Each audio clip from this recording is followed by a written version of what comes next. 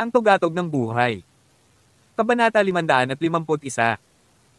Makalipas ang 3 minuto, sa wakas ay bumuti na ito. Nagkatinginan ang dalawa at biglang humagalpak sa tawa. Bagamat isang nabigong karanasan, mayroon itong hindi bababasa. Nagsilbi sa palakasin at palalimin ang ugnayan ng mag-asawa. Maligo ka na.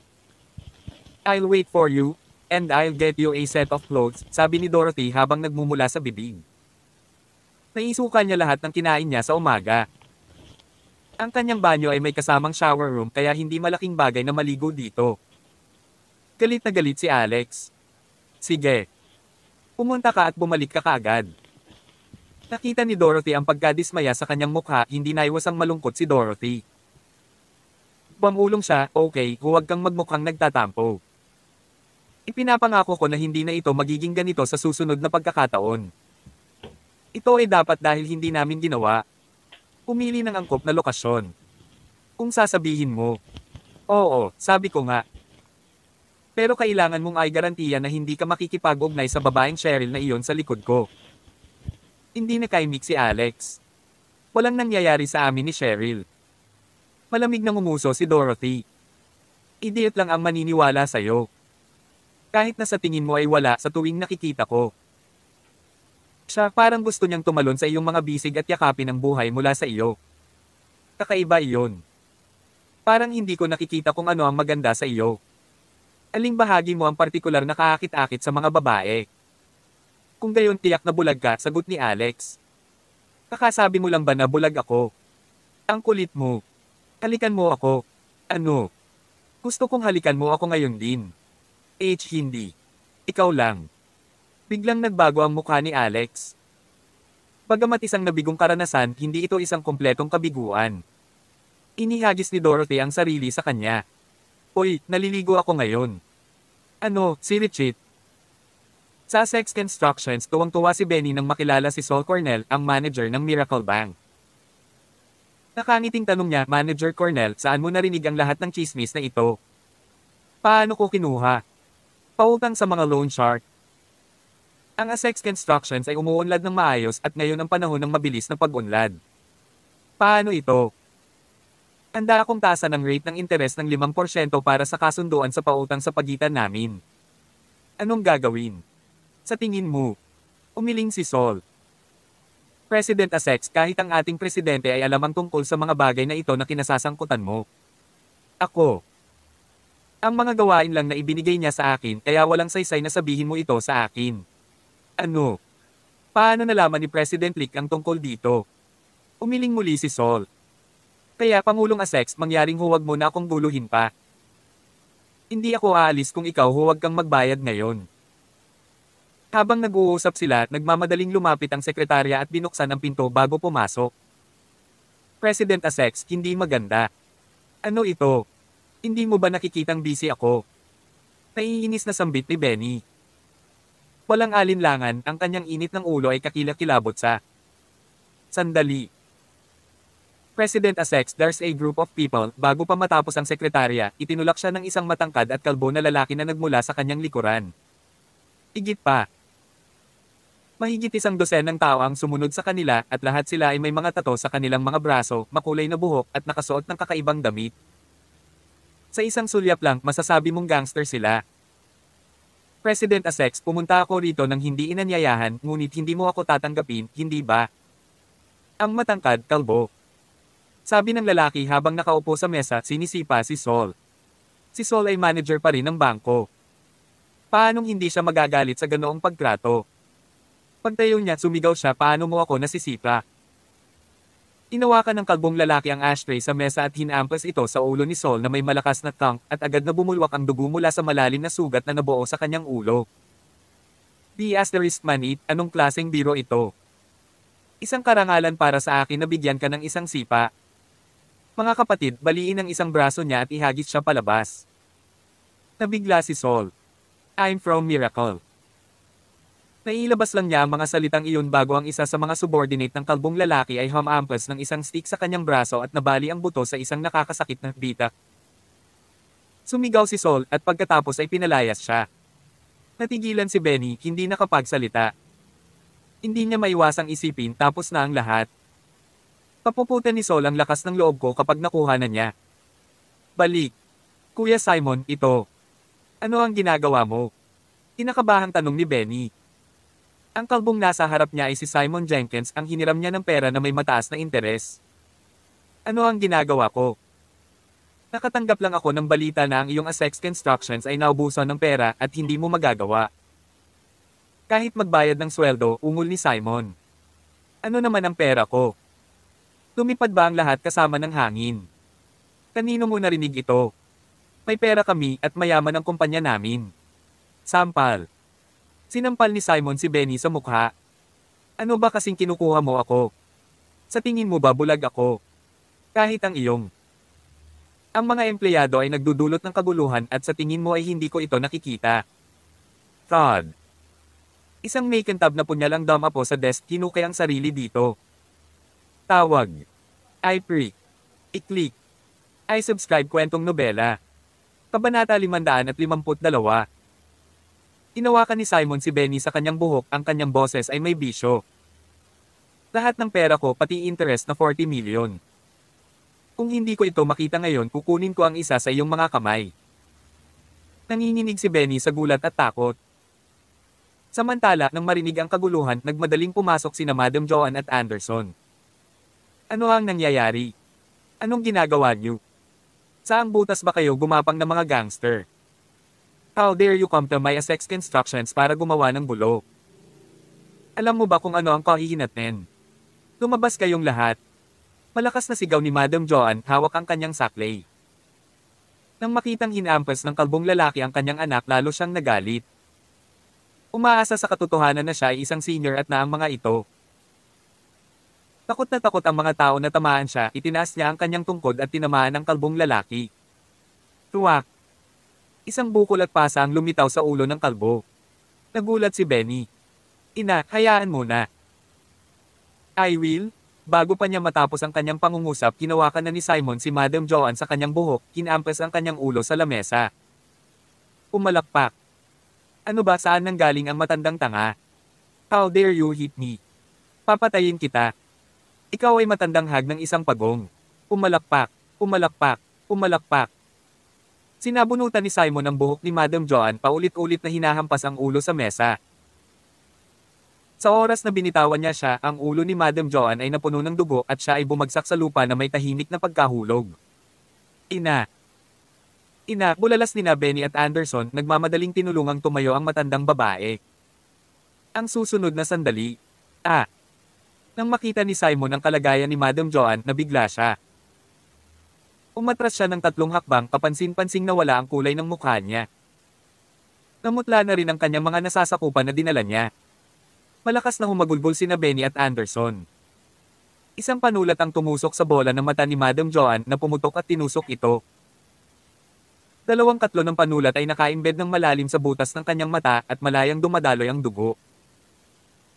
Inilagay ni Benny ang kanyang kamay sa ilalim ng kanyang ilong upang suriin kung may mga palatandaan ng buhay. Ngunit paano ito magiging posible? Pumagos sa utak niya ang panulat. Ina. Simon Jenkins, ang lakas ng loob mong patayin ang nanay ko.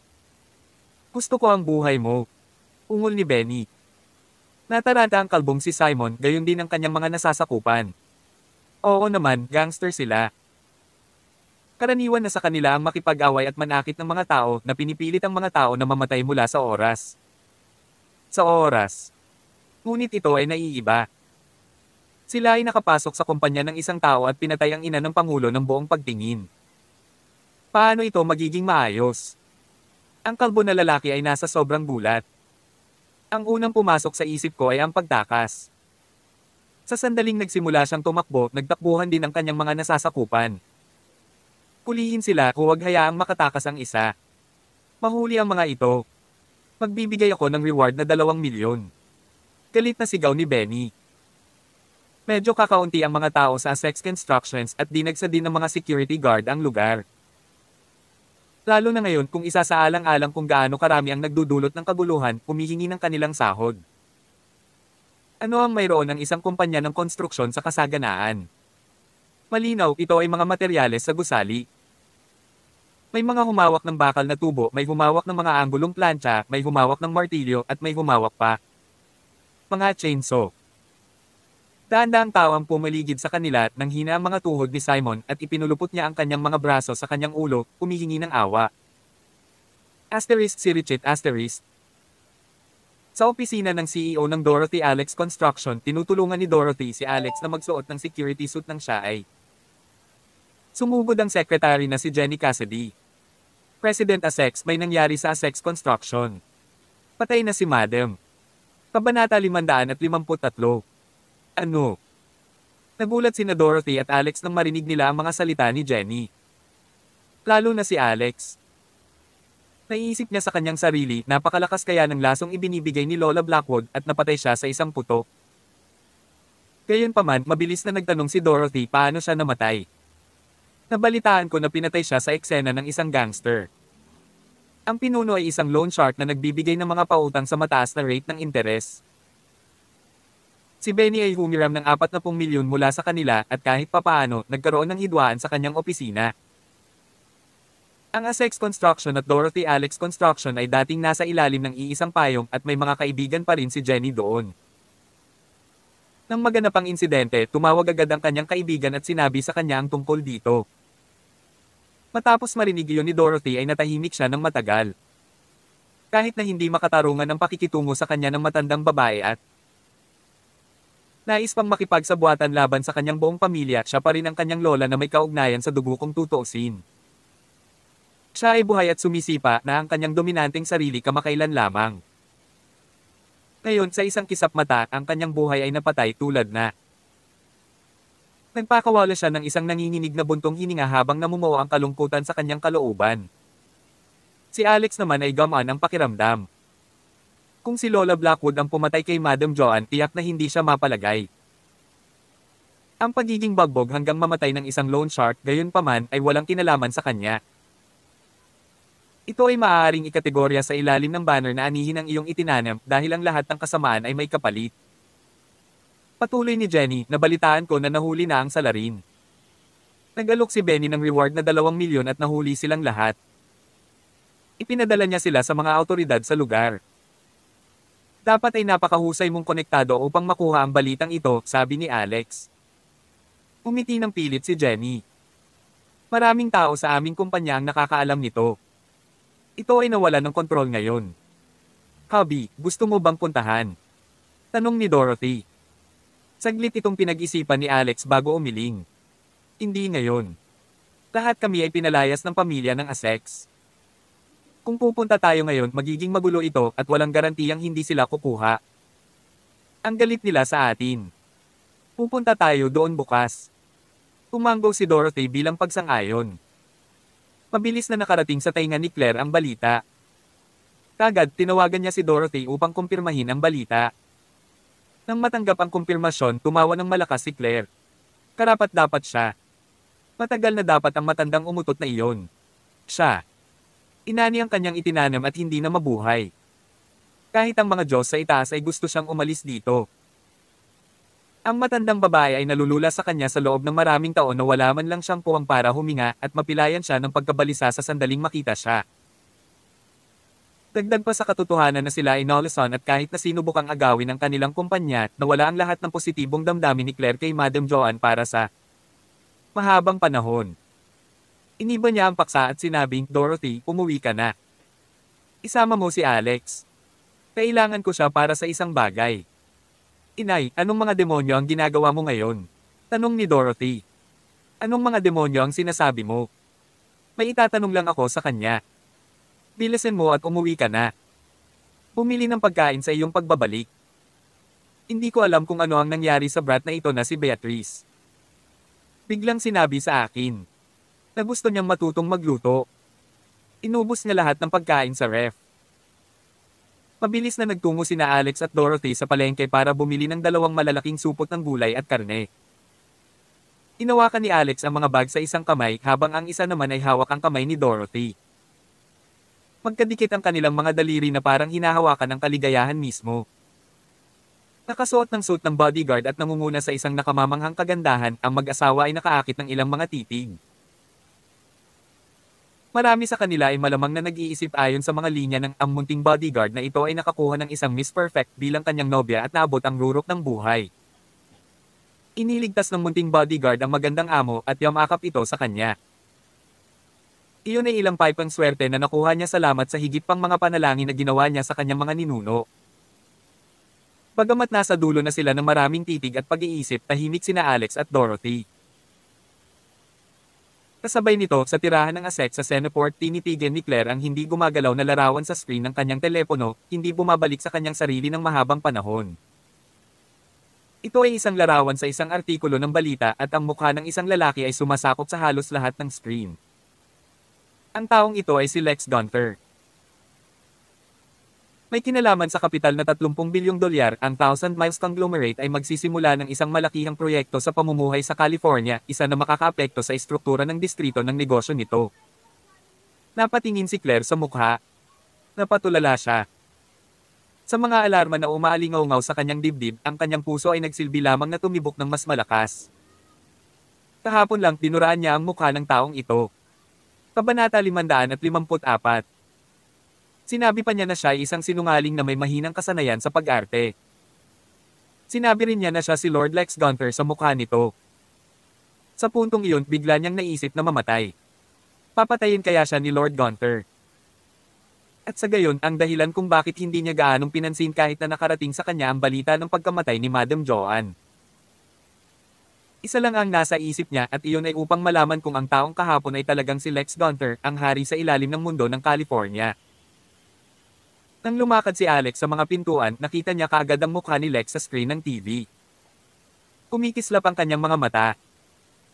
Pagkatapos sinulyapan niya si Claire na halatang gulat na gulat at takot at tumawa. Gaya ng inaasahan, nang makita ni Claire si Alex, tinuro niya kaagad ang screen ng TV at nagtanong na may tono. Urgency, sabihin mo sa akin ang totoo, yung taong pumunta sa bahay mo para hanapin ka kahapon. Siya ba iyon? Lex Gunther mula sa Thousand Miles Conglomerate. Ang mga ekspresyon ni Dorothy ay labis na nagulat. Ano ang nangyayari? Kahapon personal niyang naramdaman na si Lord Gunther ay hindi isang mapagkakatiwalaang tao at nang ituro ito ni Claire, naniwala din siya na siya ay isang taong natagpuan ni Alex na kumilos na katulad niya. Ito ay dahil hindi niya personal na kilala kung sino talaga si Lex Gunther. Simula nang makilala niya ang lalaki. Kahapon sariwa pa rin sa kanyang isipan ang alaala niya. Ngayon kumpara sa lalaki sa screen ng TV. Ang mga pagkakatulad ay katakataka at sila ay malinaw na nakikilala. Ito ay ang parehong tao pagkatapos ng lahat. Hobby, ang taong kahapon. Hindi mo ba siya naisip na magpanggap bilang Lex Gunther? Tanong ni Dorothy. Pagtataka. Napangiti si Alex. Simula kailan ko sinabing peke siya? Nanlaki ang mata ni Claire. Kung gayon siya ay ang tunay na Panginoong Lex Gunther. Ganap na 100% totoo. Ikaw. Bakit hindi mo sinabi? Ginawa ko. Ikaw ang hindi naniwala sa akin. Sagot ni Alex. Maganda ang mood niya nang makita ang ekspresyon ng mukha niya. Tapos na. Tapos na ako para. Tapos na ako. Kahapon ako. Hindi lang ako napag-alitan kundi dinuraan ko ang mukha niya. Oh. Diyos ko, ano bang nagawa ko? Iyan ang hari sa ilalim ng mundo ng California. Siya. Hindi siya susugod kasama ang isang grupo ng mga tao pag hiwa-hiwain ako at ipakin ang aking labi sa mga aso, hindi ba? Tanong ni Claire, halatang desperasyon ang bumabalot sa kanyang tono. Gusto siyang takutin ni Alex kaya naman sinadya niyang tumango. Well, hindi naman ganap na imposible ang sinabi mo. Siya si Lord Lex, pagkatapos ng lahat, ang pinuno ng lahat ng gangster ng California. Pumalakpak. Si Claire ay bumagsak sa lupa sa kanyang puwitan, ang kanyang mga binti ay nakabuka sa isang hindi marangal na pose. Ang kanyang mukha ay naging ganap na puti at siya ay tumingin malagim. Si Dorothy ay nasa mas normal na kalagayan, nagtatanong paano mo nakilala si Lord Gunther. Nakikita ang ugali niya kahapon, parang nirerespeto kanya ng husto. Gustong sabihin ni Alex na minsan na niyang nailigtas ang kanyang buhay at siya rin ang ninong ni Waltz. Ngunit nang maisip niya ang hindi natapos na eksena sa banyo at ang katotohanan na palaging gustong matulog ni Waltz sa kanya at kung paano siya nakaahon sa problema ni Dorothy tungkol kay Michelle, agad niyang napagpasyahan na mas mataktika. Napagdaanan ko ang mga koneksyon na mayroon ako sa pamilya Yawl. Malamang na kailangan din silang bigyan ng magandang mukha ni Lord Gunther. Nang marinig iyon ni Claire parang ayos na ulit ang lahat. Nagmamadali siyang bumangon. Bumagsak naman ang mga ekspresyon ni Dorothy. Ang pumasok sa isip niya ay hindi si Michelle Yawl kundi si Cheryl Coney. Angered, she said, sinabi mo lang na walang nangyayari between you and that Coney lady or whatever. Malaki na ang naitulong niya sa iyo na iligtas ang pamilya natin kahapon ngunit muli mong nilapitan ng pamilya Yawl. Ito ay isang napakalaking pabor. Paano mo ito babayaran? Ang pagbabayad sa iyong buhay ay tiyak na hindi maging sapat. Sa tingin ko gusto mo talagang gamitin ang iyong katawan para bayaran sila, hindi ba? Ano? Yung babaeng kahapon. Naisip ni Claire na si Alex ay may twist ng kapalaran at ang kanyang kapalaran ay bumalik, nakikita kung paano kahit na. Nagpakita si Lord Gunther ng saloobin ng pagsamba sa kanya. Hindi niya inaasahan na ito ay mula sa pag-asa sa ibang babae. Parang lobo si Claire na tumalsik agad. Depende sa may bahay ng kanyang manugang nata. Iligtas sila ay masyadong nakakahiya para sabihin pa. Wifey, mali ang pagkakaintindi mo. Actually, sa kalagitnaan ng kanyang mga salita, nagsimulang magring ang kanyang telepono. Inugot niya ito na makitang tawag iyon ni Asher. Nagdugtong ang tawag nang tanggapin niya ito. Ginoo. Alex, nasugatan si Waltz. Ikaw, pwede bang magmadali ka sa Hells Angels? Ang boses ni Asher ay nagmula sa kabilang panig. Kabanata 555. Ano? Okay, sasama ako agad. Nadurog ang puso ni Alex. Nakamit ni Waltz ang Mystic Rank pagkatapos niyang gamitin ang The Blood Cleansing technique niya. Siya ay itinuturing na numero 1 master sa Thousand Miles Conglomerate ngunit siya ay nasugatan. Sino sa mundo ang kanyang kalaban? Pagkatapos ng tawag, agad na sinabi ni Alex, Wifey, may kailangan akong asikasuhin at kailangan kong umalis saglit. Pagkasabi niya nun ay nagmamadali siyang umalis. Hoy, saan ka pupunta? Tanong ni Dorothy habang hinahabol siya. Wala akong oras para magpaliwanag. I'll tell you later. Pagbalik ko habang nagsasalita ay tumakbo na palabas ng villa si Alex, hindi man lang nag-abalang kunin ang sasakyan. Paanong mas mabilis ang takbo ng sasakyan kaysa sa kanyang dalawang paa? Patungo sa isang lugar na walang tao sa paligid, binuksan niya ang kanyang lightning attribute na chi. Iginalaw niya ang kanyang mga paa na agad na naging kulog at liwanag at siya ay tumakbo palayo. Minsan ay narinig niya si Waltz na nagsasabi na ang ilan sa mga mas malalaking mandirigma na maaaring gumamit ng 8 steps of Secodes, isang pinakamataas na kasanayan, ay mas mabilis kaysa sa mga mabilis na sasakyan sa isang highway. Kung sila ay sasali sa Olympics, ang kanilang mga kalaban ay madaling naiwan sa alikabok. Ngunit ang mga sinaunang mandirigma ay may sariling pagmamalaki. Sino ang mag-aabala sa pagsali sa mga naturang kompetisyon? Kahit na nalampasan nila ang karaniwang tao, self-exhibition pa rin ito at isang kahihiyan pa rin. Gayunpaman, ang ganitong uri ng bilis ay hindi maaaring mapanatili para sa isang pinalawig na panahon. Maayos na tumakbo ng 100 metro, ngunit ang anumang higit pa ay itulak ito. Pero iba si Alex. Ang gitna at ibaba ng kanyang energy core ay napuno ng chi energy at ito ay magpapatuloy sa paglaki at pagpupuno ng hindi humihinto kahit isang segundo. Kahit tumakbo siya ng 1 oras, hindi ito magiging problema. Si Dorothy, na humabol kay Alex ngunit nabigong mahuli, ay naapakan ng kanyang mga paa sa galit. Hindi man lang niya dinala ang sasakyan. Saan siya pupunta? Tumakbo siya ng mas mabilis kaysa sa isang kuneho. Naglakad na si Claire papunta sa pinto. Nakokonsensya yata ang B*** na ito at natatakot na malaman. Sigurado akong nandyan siya, umaakit sa lahat ng uri ng mga babae at hindi mapag-aalinlanganan tungkol dito, at marahil ay may higit sa ilang mga mistress na nasisiyahan sa kanilang kumpanya habang mayroon ng asawa. Umuso siya. Kailangan mong mag-ingat sa ganitong klase ng tao, Dorothy. Hindi lang siya kontento ngayon, hindi siya makatulog sa iyo kahit na may asawa na siya. Kapag dumating ang araw na talagang matutulog ka sa kanya, iiwan at manloloko sa iyo. Dapat mong patigasin ang iyong puso. Sa tingin ko, mas mabuti pang makipaghiwalay ka. Lalong nabalisa si Dorothy habang nakikinig. Galit na sagot niya, whatever. Yung babaeng Coney na yon. Iniligtas ang aming buong pamilya at kahit na siya ay sumiping sa kanya, tatanggapin ko ito. Ituturing ko lang ito bilang kabayaran para sa isang pabor. Ano? Nababaliw ka na ba? Umakyat si Dorothy sa hagdan, umaalingaw ang kanyang mga yabag, ayaw nang magsalita. Asterisk si Richit asterisk. Sumugod si Alex sa Hells Angels. Ilang thousand miles conglomerate warriors ang nagbabantay sa mga pinto. Nang may makita silang sumusugod sa kanila na parang baliw na cheetah, agad silang kumilos para harangan ang pinto na nagbabalak na bantayan ito hanggang sa kanilang kamatayan. Tumigil ka. Umalis ka sa daan ko. Tinabi ni Alex ang kamay ng manlalaban gamit ang simoy ng hangin at isang nakakabasag na hibla ng chi ang bumaril mula rito. Ilang taong nakabangga nito ay agad nagmaulong paatras, bumagsak na nakakalat sa lupa. Ang iilang warriors ay nagulat at natakot ng sabay-sabay. Ang gayong Panginoon ay dumarating sa mga anghel ng impyerno. Siya kaya ay dumating upang patayin si Prinsesa Flor. Lahat sila ay walang lakas na pigilan siya. Nasaan si Waltz? Dalhin mo ako sa kanya.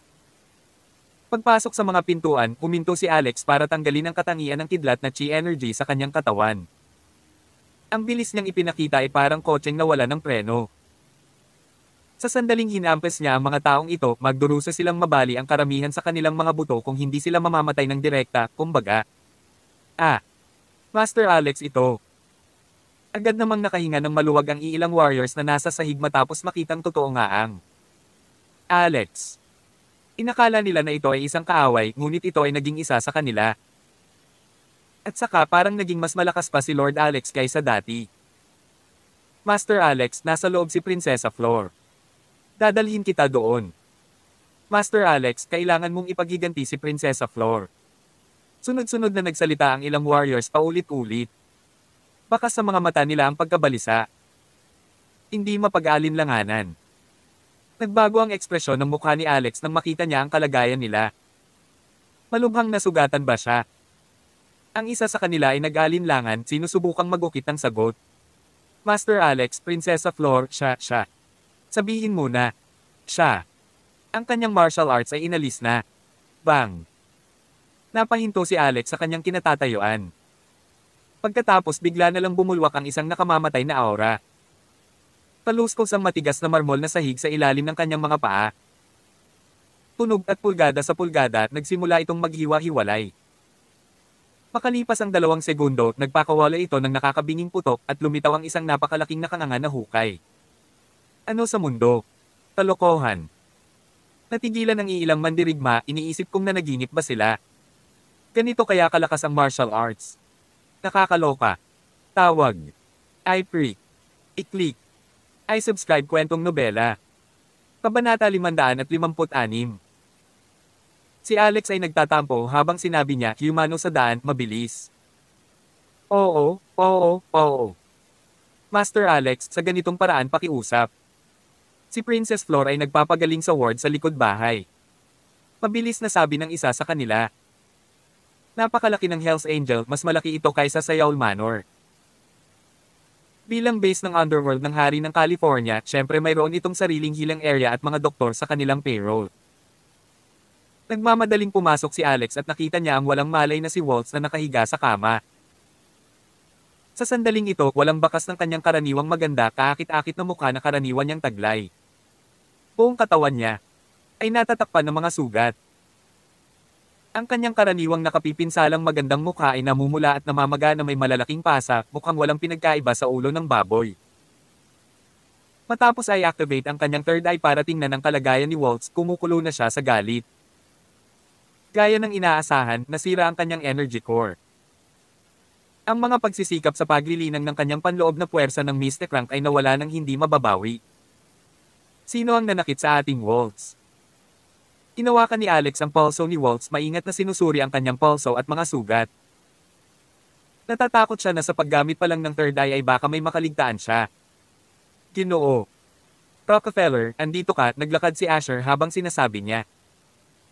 Siya ay dating kumpiyansa at kalmado, ngunit ang kanyang kilos ngayon ay hindi mas mahusay kaysa kay Waltz. Pagpasok niya ay nakasaklay din siya dahil bali ang kanang binti. Sumimangot si Alex at sinubukang gamitin ang third eye para tingnan ang mga sugat ni Asher. Sa kabutihang palad, buo pa rin ang energy core ng Asher. Ang pinakamalubhang pinsala sa kanya ay ang kanyang nabali na binti, ngunit ang mga kasukasuhan malapit sa lugar ng tuhod ay nabasag. Kung walang espesyal na paggamot para sa kanya, siya ay nasa saklay para sa buong buhay mula ngayon. Sinong gumawa nito? Frank Accardo, sagot ni Asher. Siya yun. Bakit niya ginawa? Ang Underworld Tournament ng Southern California Business Association ay gaganapin sa lalong madaling panahon. Sa pagkakataong ito, medyo naiiba ito kaysa sa mga nakaraang taon at may kota na isang placement lang mula sa bawat rehiyon. Gusto ni Frank na kunin ang lugar na iyon kaya nakipaglaban siya sa ating 1,000 miles conglomerate. Noong una ay nanalo na kami, ngunit biglang lumabas ang isang Japanese na may napakabangis na mga galaw. Pumayag na kami pero nasugatan pa rin niya si Waltz at nasira pa ang energy core nito. Lumabas sa mga mata ni Alex ang layuning pumatay. Lumabas muna kayo. Naunawaan ni Asher at sinabihan niya ang lahat na lumabas ng silid. Agad na sinimulan ni Alex ang paggamot sa mga sugat ni Waltz. Sa kanyang mga pangkukulam kasama ng paggamot sa China may mga katangian ng pagpapagaling ang mga panloob na pinsala ni Waltz. Nakabawi sa bilis na kitang-kita ng mga mata. Gayunpaman, hindi madaling ayusin ang sirang core ng enerhiya. Isang nakakaawang iyak ang pinakawalan ni Waltz nang magising siya mula sa pagkakoma. Bumukas ang kanyang mga mata at nakaawang ang kanyang bibig nang makita si Alex. Iniunat niya ang kanyang mga kamay. Gusto niya ng yakap. Saglit na nag-alinlangan si Alex ngunit sa huli, yumuko siya. Senior, nabugbog ako at sobrang sakit. Oo. Kailangan mo akong ipaghiganti. Sige. Ako, nasira ang martial arts ko, anong gagawin ko? Ayos lang. Kung walang pagkawasak, walang pagtatayo. Kailangang mabaigo ang isa upang magtagumpay. Matutulungan kitang makabawi at palakasin ang loob mo. Niyakap siya ni Waltz ng mahigpit at mumuso. Pinunasan niya ang luha at ilong sa mukha niya. Alam ko senior, ikaw ang pinakamahusay. Kumunat ang noo ni Alex, pinunasan ng mga gamit sa mukha. Kung gayon, paano mo ako babayaran? At makalipas ang 10 minuto, naging matatag na ang kalagayan ni Waltz. Pumayo si Alex at sinabing, magpahinga ka dito, tutulungan kitang makaganti. Sabi ni Waltz, sandali lang, may sasabihin ako sa iyo. Medyo weird yung taong bumugbog sa akin. Siya. Parang may mga pangkukulam. Nang sumigaw siya, sumakit ang ulo ko at nablangko ang isip ko. Oh. Bahagyang nagulat si Alex. Ganito ba? Pinakondense niya ang kanyang mental power at tinitigan si Waltz. Napahawak agad si Waltz sa ulo niya at sumigaw, ouch. Oo, iyon na. Japanese mental power at Frank Accardo. How interesting, pupuntahan ko siya at makikilala ko siya. Sa sandaling ito, isang tawag sa telepono ang pumasok. Sa isang sulyap ito ay isang tawag mula sa patriarch ng pamilya Pattingson, si Nathan Pattingson. Ginoo. Rockefeller, nakarating na ako sa California. Inihanda ko na ang mga halamang gamot na gusto mo. Oh, mabilis iyon. Pagkatapos magmadali at pumunta sa Hells Angels. Napangiti si Alex nang matapos ang tawag. Nang gusto niyang lumabas para haminin ang kalaban, dumating na ang kanyang katulong. Kabanata 557. Ang Baltimore Tower ay ang base camp ni Frank Accardo, ang CEO ng Baltimerico. Ang mga maaaring maglakad sa lugar na ito ay alinman sa matataas na ranggo ng mga executive ng Baltimerico. O mga mandirigma o mga kilalang tao. Huminto ang isang Bentley sa harap ng Baltimore Tower sa sandaling ito. Isang lalaki at isang babae ang lumabas sa sasakyan. Hindi sila masyadong matanda. Ang binata ay anak ni Frank, si Heath Accardo. Tungkol sa babae, labis na magugulat si Alex kung sakaling makita siya nito dahil siya si Bonnie Tyler, ang isa na dinidilaan pa ang mangkok ng tuwalya sa California Plaza kahapon. Sa video nakita kahapon ni Alex, nakahandusay si Bonnie na nakaunat ang dila at nilalamas ang dumi ng towel bowl. Nakakadiri ito na mawalan ng gana. Gayunpaman, ngayon siya ay talagang nakadamit sa kagandahan at siya ay mukhang kakit-akit. Siya ay nakatayo sa isang mapagmataas poster na para bang isa siyang prinsesa. Pinili mo ang tamang taong susundan, Bonnie. Pinulupot ni Heath ang kanyang braso sa baywang ni Bonnie, walang pigil na hinalikan ng mga labi nito. Let me tell you, yung mga walang kwentang mahihina mula sa Thousand Miles Conglomerate ay hindi na magpapakita ng kanilang mga mukha mula ngayon. That Princess Floor what's over, she's been wasted by my fathers. Mga nasasakupan. Kahit na ang pinakadakila sa tatlong dakilang pinuno ng underworld ng California, ang Asher Stormdin ay nabali ang kanyang paa. Walang taong tulad ni Lex Gunter sa underworld sa hinaharap. Talaga. Patay na ba si Lord Lex? Nagningning ang mga mata ni Vanya. Kinasusuklaman niya si Lex ng buong lakas ng loob. Ang utos ni Lord Lex na dapat dilaan ng buong pamilya niya ang mga toilet bowl hanggang sa pakiramdam nila ay lalabas na ang kanilang mga dila. Pagkatapos inabandona ng Thousand Miles Conglomerate si Penelope Fernandez at gusto pang hadlangan ang kanilang pamilya nang hindi binibigyan sila ng anumang paraan. Ito ang dahilan kung bakit pinili nilang sumali sa Baltimerico. Sa huli, si Heath ay naging interesado na kay Vanya noon pa man. Ngayon na siya ay nasa ilalim ng kanyang sadyang pang-akit siya. Agad na sumalaw sa kanya. Hindi siya patay, ngunit mahirap iwasan ang mga kahihinatnan na kailangan niyang bayaran. The best is let him die without even left behind a trace. Gayon din, Mr. Accardo, may isa pang tao na gusto kong harapin mo. Kung nangako kang tutulungan mo ako, hahayaan kitang gawin lahat ng gusto mo sa akin. WHO. Sino ito? Bayaw ito ng isa kong kaklase sa high school. Ang kanyang pangalan ay Alex Rockefeller. Gusto kong mabali ang kanyang mga kamay at paa at itapon sa cesspit at hayaan siyang malunod doon. At saka, gusto kong sirain mo ang mukha ng kaklase ko na nabanggit ko lang. Ganyan ka malupit na pamamaraan. Pero gusto ko. Ipapangako ko sa'yo ngayon. Let's head into Baltimore Tower and fight 300 rounds after a while, then we'll go deal with the two-fold, sabi ni Heath habang nakangiti, saka siya muling sumandal para halikan. Tapos bahagyang kumunot ang noo niya. Vanya, bakit may kakaibang amoy sa bibig mo? Mabaho at amoy baho sa inidoro. Naninigas ang ekspresyon ni Vanya at mabilis niyang sinabi, ito. Ito ay dahil kumain ako ng mabahong tofu. Gusto ko rin ng mabahong tokwa, haha. Isang magandang babae na mahilig sa mabahong tofu, astig yan. At pagkatapos ipinagpatuloy niya ang paghalik sa kanya. Nasa harap silang dalawa ng Baltimore Tower, walang katabi. Nakita ng mga security guard sa entrance na ito ang kanilang young master kaya halatang wala silang gagawin para pigilan sila. Anyway, sanay na sila sa mga karaniwang eksenang ganyan. Gayunpaman sa sandaling ito, isang boses ang biglang umalangaw-ngaw. Hehe, kapag alam mo na kung anong brand ng mabahong tokwa ang kinain niya, natatakot akong masusuka ka ngayon. Ang nagsalita ay si Alex, nakabababa lang ng sasakyan sa tabi ni Heath. Kararating lang niya sa labas ng Baltimore Tower kasama si Nathan ang nagmamaneho ng kotse. Siya at si Waltz ay nakaupo sa backseat habang dinadala niya si Chica Waltz upang mabawi ang mga sugat sa mukha nito. Kaya kahit nakarating na sila sa kanilang destinasyon, hindi muna siya bumaba ng sasakyan. Hindi niya inaasahan na makikita niya ang palabas na ipinapalabas dito ni Vanya at Heath. Narinig din niya ang kahilingan ni Vanya. Noong una, halos nakalimutan na ni Alex ang isang hamak na tao tulad ni Vanya, ngunit ngayon ay gusto niyang baliin ni Heath ang mga paa nito at itapon siya sa cesspit at gusto pa niyang sirain ang mukha ni Beatrice. Kaya naman, hindi siya pwedeng manahimik na lang at walang magawa. Halatang masama ang loob ni Heath na naantala noong nasa kalagitnaan siya ng magandang bagay. Tumingon siya at may nakita siyang nakasuot ng uniforme ng security guard. Hindi man lang siya nag-abalang tingnang mabuti ang mukha ni Alex at agad na sinabi sa galit na tono, anong klaseng? She *TRU, how dare you come here and spout nonsense? Pagod ka na bang mabuhay? Naniniwala ka ba na bubunutin ko ang ngipin mo? Napangiti si Alex. Hindi ko. Sa sandaling ito, lumingon din si Vanya para tingnan.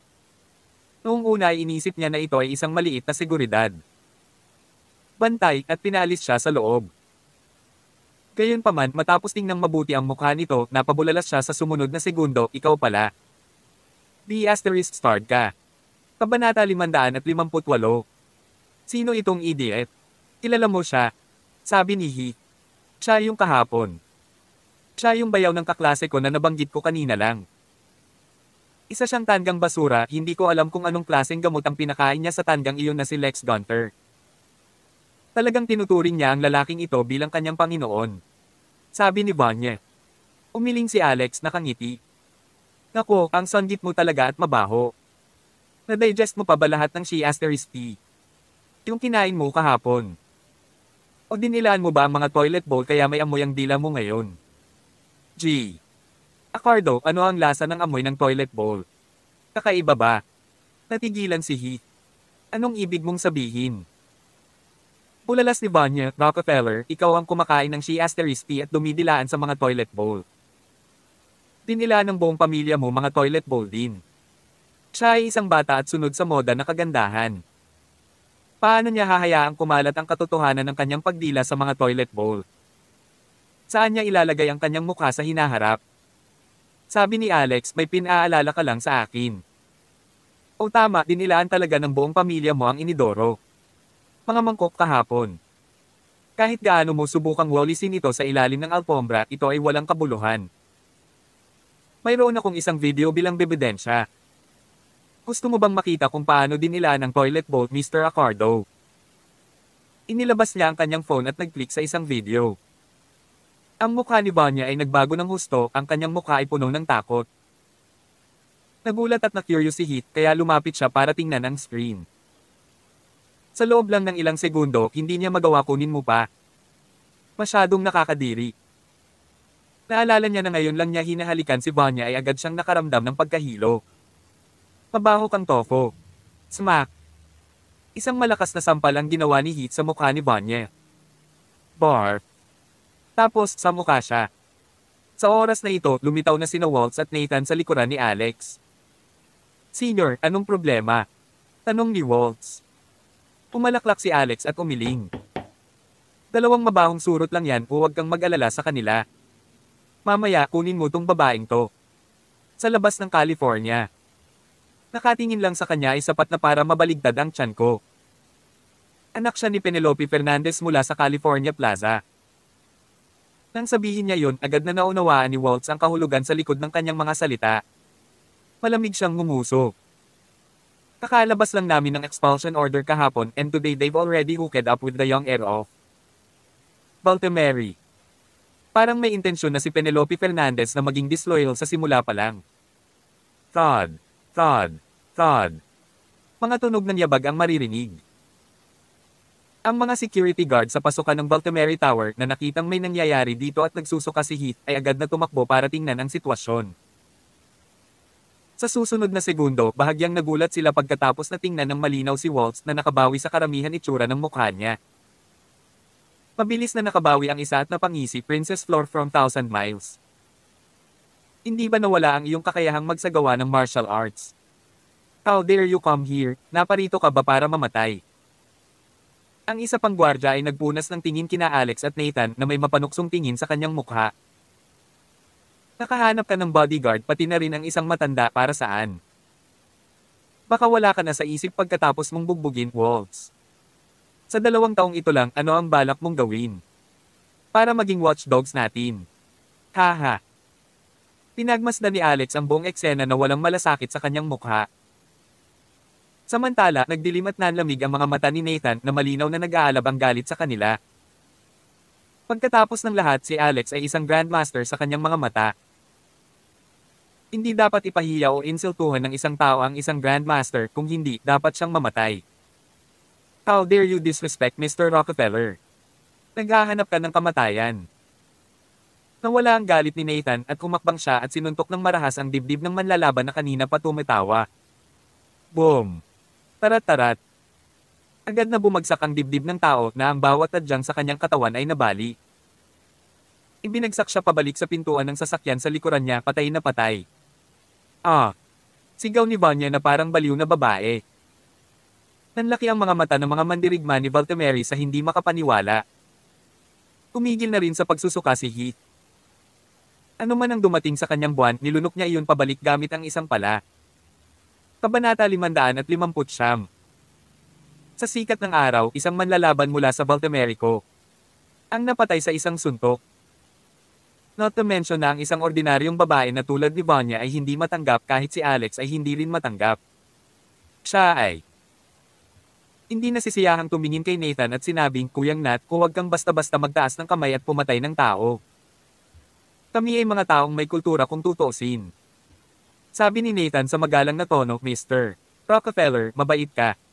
Ngunit mga lola, hindi dapat. Hindi iginagalang. Nais niyang sabihin na ang isang Grandmaster ay hindi dapat igalang, ngunit pagkatapos ay naalala niya na binalaan siya ni Alex. Na ayaw niyang mabunyag ang kanyang pagkatao bilang young Grandmaster. Umiling si Alex.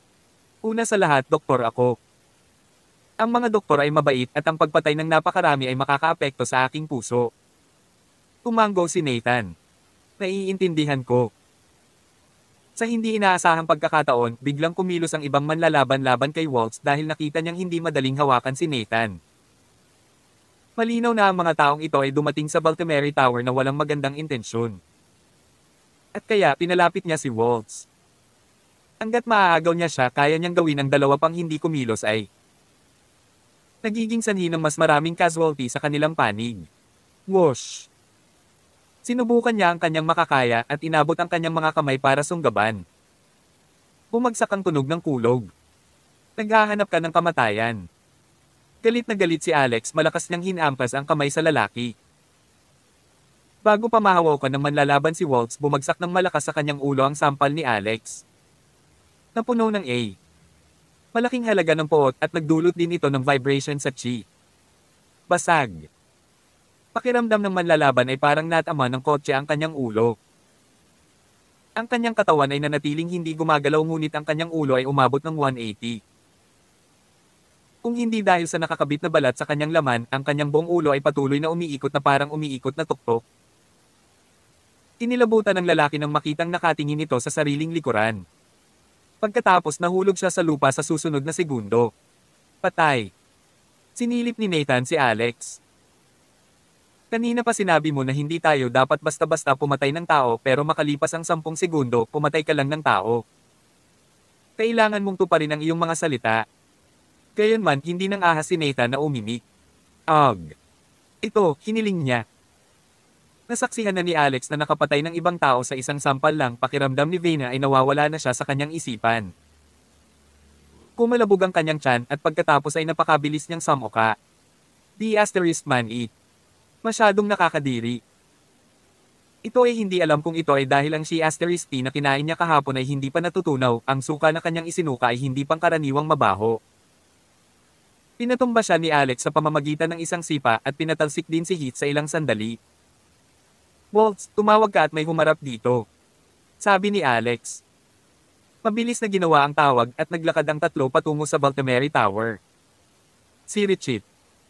Kasabay nito sa loob ng Baltimore Tower. Bilang karagdagan sa malaking boss si Frank Accardo, ilang may kakayahang subordinate niya pati na rin ang ilang panlabas ay nag-recruit ng mga eksperto, umiinom ng tsaa at kumakain ng merienda sa isang lugar sa lobby. Nandoon din si Lord Lex pero hindi maganda ang treatment sa kanya. Namamaga ang kalahati ng kanyang mukha at may dugo sa kanyang bibig at ilong. Siya ay nakasabit sa isang poste, ang kanyang mga paa ay hindi makalapat sa lupa at ang kanyang katawan ay umindayog sa hangin. Patawarin mo ako sa hindi magandang pagtrato, Lord Lex. Naglakad si Frank sa harapan ni Lord Lex at tumawa siya ng mahina. Noong una ay hindi ako interesado sa posisyon ng ang hari ng underworld ng California. Gayunpaman, kabilang sa mga proyektong inilabas ng Southern California Business Association sa pagkakataong ito, mayroong isa na dapat kong mayroon. At kaya, kinailangan kong ibagsak ka. Sumuko na ako at kahit ang titulo ng hari ng underworld ng California ay ibinigay na sa iyo. Hindi mo ba ako pwedeng bitawan? Sabi ni Lord Lex. Umiling si Frank. Natatakot akong hindi iyon gagana. Sinaktan ng iyong inaanak ang minamahal na alagad ni G. Oh no, at galit na galit siya ngayon. Gusto niyang lumapit ang iyong jowa at humingi ng tawad sa kanyang alagad at pagsilbihan siya ng 1 buwan. Kung hindi, hindi kanya bibitawan. The asterisk starred, natalo sila sa arena, dapat nilang bayaran ang kanilang napuster pagkakaroon ng masamang karakter bilang isang manlalaban, hindi ba sila nahihiya sa kanilang mga sarili sa pagpasok sa arena ring? Galit na galit si Lord Lex. At saka, nasira ang martial arts ng Waltz ko, ano pa ba ang gusto mo? Hindi ako ang makakapagpasya nito. Tawag. I-Freak. I-Click. I-Subscribe kwentong nobela. Kabanata 506 na po. Iyan ang lahat ng mga taong inimbitahan mo at sinasabi mong hindi ka makapagpasya. Frank Accardo, bakit hindi ko alam na napakawalandiya mo? Hindi naman talaga ako ang makakagawa ng mga desisyon.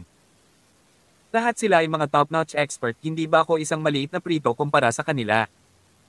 Umigop ng tsaa si Frank. Matandang Lex, huwag kang maging matyaga sa paggawa ng mga bagay sa maling paraan. Hindi ba ito ay isang Diyosa lamang? Kahit na siya ang iyong babae sa pribado, wala nang iba pang nag-aatubili na bumitaw ngayon. Kung tumanggi kang makipagtulungan, natatakot akong maputol ko lang ang ilang bahagi mo at ipadala sa kanila. Oh! Iniluwa ni Lex ang isang makapal na patak ng plema sa mukha ni Frank. Mover Fasterist Sacker, hindi ako katulad mo. Anak ko si Waltz, huwag mo siyang bahira ng ganyan. Maaari ko ring sabihin sa iyo na ang aking maliit na batang babae ay nakuha na. Ang kanyang lalaki ay isang taong hindi mo kayang masaktan. Kung hindi ako nagkakamali, dapat papunta na ang master na iyon ngayon. Maghintay ka lang at paano. Sa hirap mamaya. Sampal. Sinampal ni Frank ang mukha ni Lord Lex. Maganda ang pakikitungo ko sa iyo pero mas gusto mo ang magaspang na pakikitungo. Dahil hindi ka mataktikan na makipagtulungan sa akin, huwag mo akong sisihin sa pagiging malupit. Whatever crap master, mamamatay lang siya sa kamay ko gaya ng iba kapag siya. Darating mamaya. May tao, putulin ang lahat ng 5 daliri ni Lex Gunther at ipadala sila sa Hells Angels. Whoosh! Naglabas ng machete ang isa sa mga nasa tabi niya at humakbang papalapit kay Lord Lex. Lord Lex, gusto mo bang putulin ko sila isa-isa o sa isang stroke lang? Tanong ng lalaki habang sinenyasan ang kanyang kutsilyo. Marahas na ng inag si Lord Lex. Isang kasinungalingan ang sabihin na hindi siya natakot. Gayunpaman siya ay itinuturing pa rin na isang mabigat na tao pagkatapos ng lahat. Kaya kinagat niya ang bala at sinabing, kung mayroon kang lakas ng loob, Frank Accardo, ibaba mo lang ang kutsilyo sa akin. Teeg.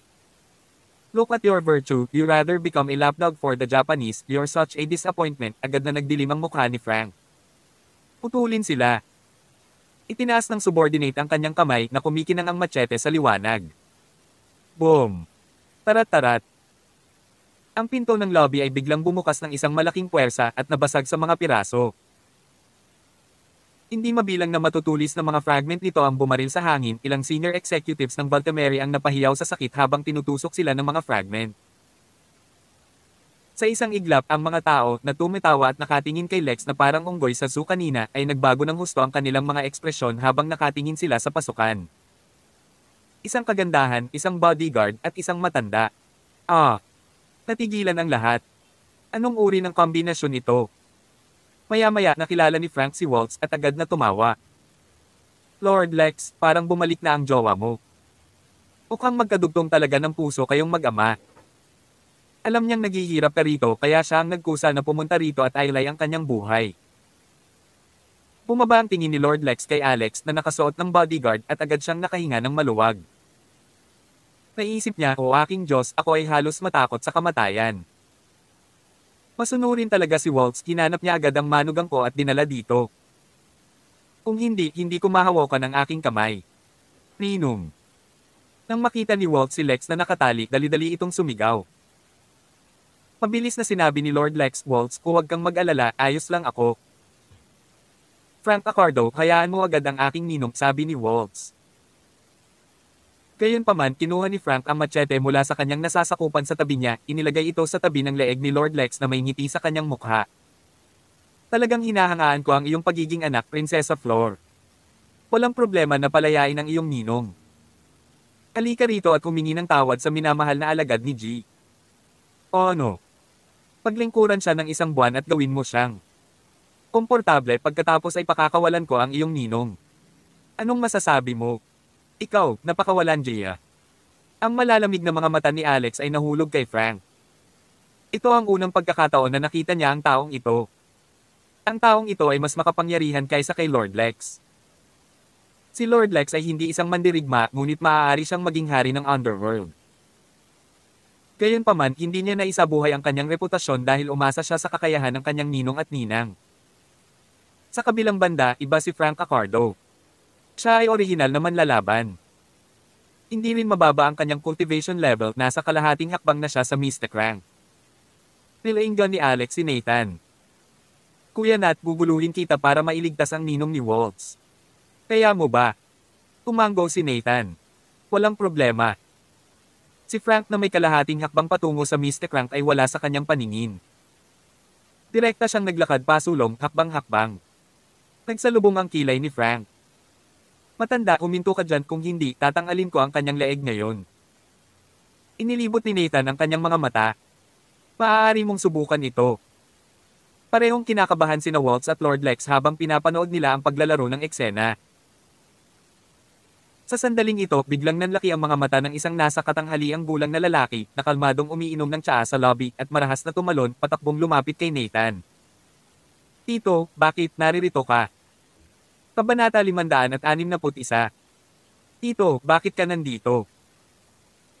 Habang ang nasa katanghaliang gulang na lalaki ay sumugod sa harapan ni Nathan upang bigyan siya ng isang magalang na pagyuko sa takot at kaba, lahat ng ibang naruroon ay nagulat. Gusto ni Frank na mag-iwan ng linya ng madugong sugat sa leeg ni Lord Lex gamit ang machete para takutin si Nathan, ngunit bigla siyang tumigil nang makita niya ang nangyari. Maaaring hindi malinaw na alam ng mga senior executive ng Baltimore ang pinagmulan ng nasa katanghaliang gulang na lalaking ito, ngunit alam niya na mabuti siya. Ang lalaking iyon ay isang intermediate mystic na ranggo na ekspertong manlalaban na inimbitahan niya mula sa Alaska pagkatapos gumastos ng malaking halaga ng pera. Siya ay anak ng pamilya Pattinson sa Alaska, si Wilbur Pattinson. Ngayon, binati niya ang matandang lalaki na ito bilang kanyang tiyuhin. Hindi kaya ang matandang ito ay miyembro din ng pamilya Pattinson at senior ng mga Pattinson. Nanlaki ang mata ni Nathan. Ako dapat ang nagtatanong nito sa'yo. Bakit ka nandito? Si Wilbur ay hindi tanga. Sa sandaling ito, halata sa kanya na ang kanyang tiyuhin ay pumanig sa kampo ng kaaway. Nagmamadali siyang tumawa at sinabing, inimbitahan ako dito ni Mr. Accardo para tulungan siya sa tournament ng Asosasyon ng Negosyo sa Southern California. Galit na sinabi ni Nathan, tinatawag mo itong tournament. Mawala, bumalik agad sa Alaska. Kung walang permission, bawal kang tumuntong sa labas ng bahay. Tito, ito. Oo. Isang mapait na ngiti ang ibinigay ni Wilbur pagkatapos ay bumaling kay Frank at sinabing, Mr. Accardo, pasensya na, hindi kita matulungan sa iyong mga gawain. Ibabalik ko ang dating bayad na ibinigay mo sa akin. Siya ay prangka at umalis kaagad pagkatapos magsalita. O sa halip, tumakas siya. Si Frank ay nasa estado ng pagkabigla sa sandaling ito. Well, si Wilbur ang pinakamalakas sa mga dalubhasang mandirigma na inimbitahan niya. Si Mr. Ono naman mula sa Japan, siya ay mas mababa kaysa kay Wilbur sa mga tuntunin ng mga kasanayan sa martial arts. Gayunpaman siya ay nakahihigit sa mga tuntunin ng mga kapangyarihang pangkaisipan. Maaaring hindi niya sinasadyang masaktan ang mental na estado ng kanyang kalaban na magdulot ng pansamantalang pagkawala ng kanilang kadaliang kumilos. Ngunit pag-usapan ito ang kanyang tunay na trump card. Kaya naman, alang-alang kay G. Ono, iginiit ni Frank na dumating si Waltz upang pagsilbihan ang kanyang minamahal na alagad. Gayunpaman, ngayon, nagsimulang manginig ang kamay niyang nakahawak sa machete. Sa isang pangungusap lamang mula kay Nathan, hindi man lang naglakas loob si Wilbur na umutot at tumakas kaagad. Paano siya magiging mahina kung nagawa niya iyon? Hindi mo pa rin ba ilalagay ang machete? Nagsalita si Nathan. Sa sandaling ito, 5 metro lang ang distansya nila ni Frank. Mayroon siyang lubos na tiwala na kahit na gusto ni Frank na tadteren si Lord Lex sa kamatayan ngayon, hindi niya magawa. Pinsalay ng kalahating buhok sa kanyang ulo. Excuse me, sir. Maaari ko bang tanungin kung ano ang iyong relasyon sa pamilya Pattinson? Tanong ni Frank. Malamig nang umuso si Nathan. Hindi ka karapat-dapat na malaman. Pagkatapos ng kalahating hakbang paatras, sinulyapan ni Frank si Alex na nakasuot ng bodyguard suit. Ngayon lang niya narinig na pinakinggan ni Nathan ang utos ng binatang ito. Nang maalaala ang mga sinabi ni Lord Lex bago ito, naisip niya baka ito ang tao ni Waltz. Naiinip na si Nathan. Inihintay siya ni Master Alex. Kung hindi niya mailigtas si Lord Lex pagkatapos ng mahabang panahon, hindi ba't wala na siyang silbi? Whoosh! Itinigil ni Nathan ang kanyang walang ginagawang daldal at sa halip ay gumawa ng kanyang hakbang. Mahigpit na hinawakan ni Frank ang kutsilyo sa kanyang kamay. Kasabay nito, ginamit niya ang isa niyang kamay para sunggaban si Lord Lex para gamitin siyang meat shield. Gayunpaman sa sumunod na segundo, nakaramdam siya ng lamig sa kanyang bulugod. Isang pagsabog ng aura ang pinakawala ni Nathan, halos sapat na ang puwersa para matapilok siya sa kanyang likuran. Ito. Dalubhasa kaya sa Earth? Hindi pa nakita ni Frank kung ano ang hitsura ng isang dalubhasa sa daigdig, ngunit minsan ay nagkaroon siya ng pribilehiyong makakita ng isang Mystic Royal na ranggo na manlalaban. Ang kawalan ng pag-asa na naramdaman niya sa panahon ng aura ay sumabog. Gayunpaman, ang pakiramdam ay lumabas mula sa mas nakakatakot ang aura ni Nathan ngayon. Bago pa makapag-react si Frank ay inagaw na ni Nathan ang machete sa kanyang kamay. Whoosh! Ang machete ay paatras na tumama kay Frank. Huwag mo siyang patayin. Nagmamadaling sabi ni Alex. May mga gamit pa sa kanya si Frank. Slash! Habang biglang nagbago ng direksyon si Nathan, ang machete na unang nakatutok sa ulo ni Frank ay tumama sa balikat niya. Bumulwak ang sariwang dugo na nag-spray sa paligid nito. Napaatras si Frank, namumutla ang mukha habang umaagos ang dugo mula rito. Sa isang iglap lang, naramdaman niyang parang malapit na siyang mamatay. Napangiti siya ng mapait sa kanyang puso. Tahimik siyang nagtiis sa loob ng napakaraming taon upang itago ang kanyang martial arts cultivation sa kalahating hakbang patungo sa Mystic Rank, nang sa gayon ay masorpresa niya ang kanyang mga kalaban sa isang nakamamatay na suntok sa isang kritikal na sandali. Hindi niya inaasahan na makakatagpo siya ng isang eksperto sa Earth. Itago man niya ang kanyang kakayahan o hindi, wala itong pinagkaiba. Baka. Kabanata 562. Tumayo mula sa kinauupuan ang Japanese na tinawag na Ono Yohei. Sa isang dagendong, inilabas niya ang isang Japanese katana mula sa kaluban. Kung mayroon kang lakas ng loob, halika at labanan mo ako. Sa sandaling ito, sinabi ni Waltz kay Alex, siya iyon. Gumamit siya ng ilang mahiwagang pamamaraan at binasag ang aking core ng enerhiya. Umanggo si Alex. Sige. Personal kong ipaghihiganti itong sama ng loob mo. Sa sandaling ito, nailigtas na ni Nathan si Lord Lex at ibinalik siya sa kanilang tabi. Salamat, Mr. Rockefeller. Nagpasalamat muna si Lord Lex kay Alex bago bumaling para magpasalamat kay Nathan. Isa ka sa amin, hindi kailangan ng salamat. Nang makitang may mga internal injuries si Lord Lex, agad na ibinuhos ni Alex ang chi sa kanya gamit ang kanyang daliri. Matapos utusan si Nathan na protektahan sina Waltz at Lord Lex, saka lang niya inilagay ang kanyang mga kamay sa likod niya. Pabalik at naglakad pasulong. Gusto mo ng duel? Ayon sa gusto mo. Malakas na sabi ni Alex habang nakatingin kay Yohei. Napahinto ang talom ni Yohei, baka sa mukha niya ang pagkadismaya habang sinasabi niya, sino ka sa tingin mo? Sa tingin mo ba karapat-dapat kang ipaglaban ako? Hindi tumigil sa paglalakad si Alex. Mabagal siyang naglakad habang sinasabi, taga-Gokudo Sashiki ka ba? Ano? Pumilis ang tibok ng puso ni Yohei at ang kanyang mga mag-aaral ay pumikit ng husto. Kasabay nito, isang bakas ng gulat ang sumilay sa mukha ni Frank.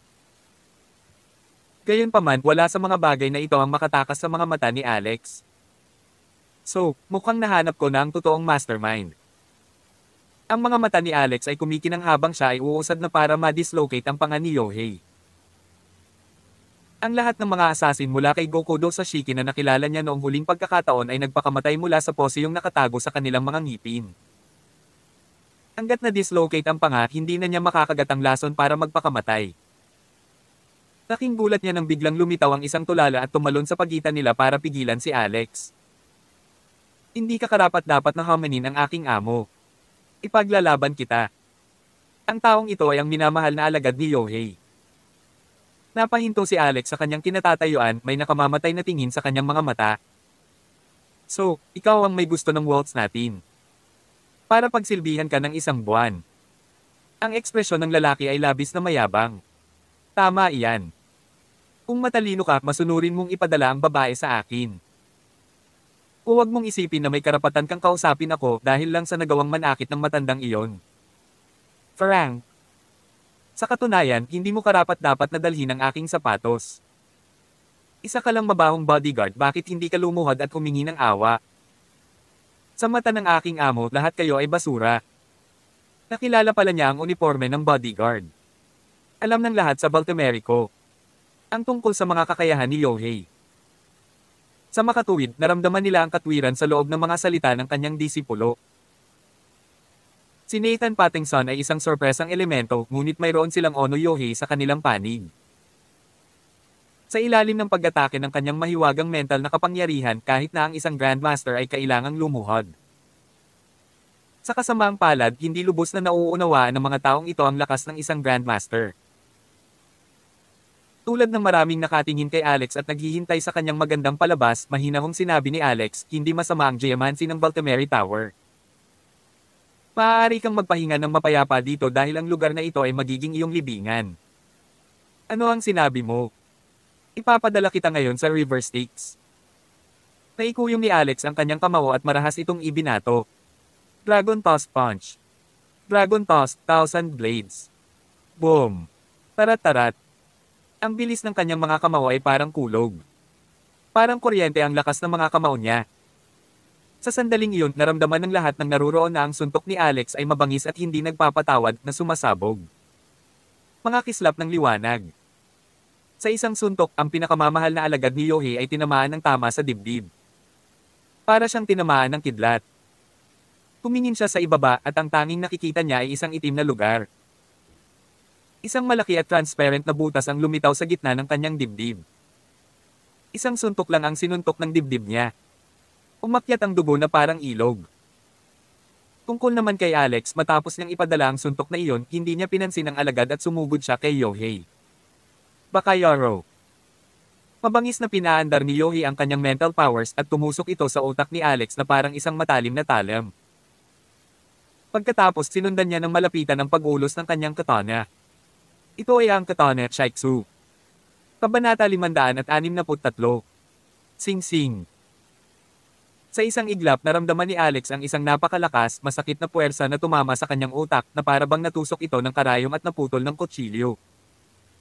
Pakiramdam niya ay halos mapunit na ang kanyang kaluluwa. Could mental powers be this strong? Nayanig ang puso ni Alex. Hindi, ito ay condensed. Ang kanyang sariling mental na kapangyarihan ay agad na bumangon upang bumuo ng isang depensa na hamarang sa alon ng pag-atake na ito ng matatag. Sa sobrang kaginhawahan niya, nakita niya ang cultivation technique ng mental powers mula kay Clown at nakuha niya ito ilang araw na ang nakalipas, kaya alam niya ang ilan sa mga tricks sa likod nito. Kung hindi niya makakayanan ng ganitong alon ng pag-atake. Ang galing talaga nitong Japanese devil na ito. Tumayo siya at nilabanan ang pag-atake ng mental power habang naiintindihan ito pati na rin ang pag-aaral ng kanyang mga paraan ng pag-atake. Gayunpaman sa mga mata ng lahat tila si Alex ay pinigilan at kontrolado ni Ginoong Ono. Maging si Yohei mismo ay nag-iisip na ganoon nga. At kaya ang katana sa kanyang kamay, si Shaiksu, na malapit ng maputol pababa ay biglang tumigil. Sa ganitong paraan, maipapakita niya ang kanyang kakayahan. Hindi siya naabala sa pagkamatay ng isa sa kanyang mga alagad. Inakala ng iba na pinahahalagahan ni Yohei ang kanyang minamahal na alagad at para sa kapakanan ng pinsala ng kanyang disipulo, gusto niyang lumapit si Waltz at lumuhod para humingi ng tawad, gayon din ang pagsilbihan ng kanyang disipulo sa loob ng isang buwan. Gayunpaman, nagkamali sila. Sa katunayan, nakaramdam siya ng pagkaakit sa kagandahan ni Waltz at gusto niyang makuha siya para sa kanyang sarili. Sa sandaling iyon, malamig siyang ngumuso. Akala ko makapangyarihan ka pero basura ka pala. Frank Kun, with all due respect, kayong mga mandirigma mula sa gininto ang panahon ay walang pinagkaiba sa aking mga mata. Madali pa nga para sa akin na patayin ang isang tinatawag mong Grandmaster. Sa wakas ay nakahinga ng maluwag si Frank nang makita ang nangyari. Nang agad na pinatay ni Alex ang pinakamamahal na alagad ni G. Ono nang may kakilakilabot na kadakilaan, nabigla si Frank sa Angkor. Inawakan niya ang sugat sa balikat at sinabing, Mr. Ono, napakatalino at superior ka talaga. Si Waltz ay labis na nag-aalala habang sinabi niya, hindi iyon mabuti, si Senior ay napigilan ng kanyang pangkukulam, ano ang gagawin natin? Laking gulat din ni Nathan. Gayunpaman si Alex ay isang Grandmaster. Kung kayang pigilan ng demonyong Hapones na ito ang isang Grandmaster sa kanyang landas, hindi. Masyado lang siyang makapangyarihan. Susubukan ko. Ibinagsak ni Nathan ang kanyang mga paa pagkatapos magsalita. Ang lupa sa ilalim niya ay gumuho. Nag-iiwan ng napakalaking imprint habang sumusugod siya. Gayunpaman, naramdaman niya ang isang dagindong sa kanyang isipan sa susunod na sandali, ang sakit ay napakasakit na naging dahilan upang pagdudahan niya ang kanyang buhay. Bumagsak siya sa lupa ng may kabog at nawalan ng malay. Hindi. Napaiyak sina Waltz at Lord Lex sa dalamhati. Si Nathan, na nagpatalsik kay Wilbur gamit ang kanyang mga buntot sa pagitan ng kanyang mga binti sa isang salita lamang ay hindi nakatiis. Ang lakas ng isip ng lalaking ito. Hindi ba't napakalakas ng kanyang kapangyarihan? Hindi kaya na kaya niyang panasan ang sahig gamit ang gininto ang panahon at maging ang hindi magagapi ng mga Grandmaster. Isang tagumpay na ekspresyon ang ipinakita sa mukha ni Yohei, kumagalpak siya ng tawa.